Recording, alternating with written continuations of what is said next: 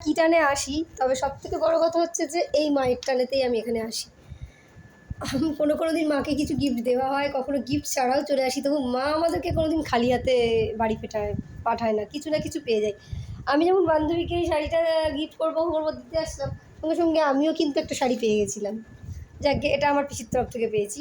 তো যাই হোক, মাকে কিন্তু কিছু গিফট দেওয়া হয়নি, কিন্তু মা হয়তো কোনো না কোনো গিফট আমাদের জন্য তৈরি করে রেখেছে, হয়তো বাড়ি গিয়ে পৌঁছালেই কোনো একটা সুখবর বা কোনো একটা মনের ইচ্ছা হয়তো হঠাৎ করে পূর্ণ করে দিতে পারে।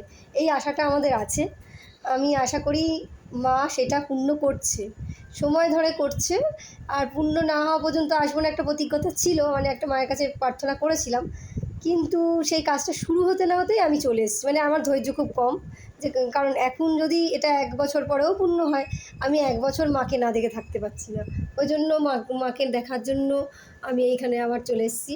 আর আমার বান্ধবীর প্রচণ্ড ব্যস্ততা, সময় দেওয়ার কোনো সময়ই নেই, তাকে অ্যাপয়েন্টমেন্ট করতে হয়। হ্যাঁ, বলতে পারা যায়। বললে একটু হাসছে হয়তো, কিন্তু কথাটা সত্যি, যে ও একটা আর্টিস্ট বলে যে সেইভাবে যে ওকে অ্যাপয়েন্টমেন্ট করতে হয় সেটা না, এমনি বিভিন্ন কাজের সাথে ও যুক্ত, ব্যস্ততা। আর এছাড়া আমিও আগে ওকে অ্যাভন বলে আমি একটা বিজনেস করতাম, সেটাতে খুব ইনভলভ করার চেষ্টা করেছিলাম, তখন সে হয়নি। তো এখনও মুদি কেয়ার বলে একটা বিজনেস করছে।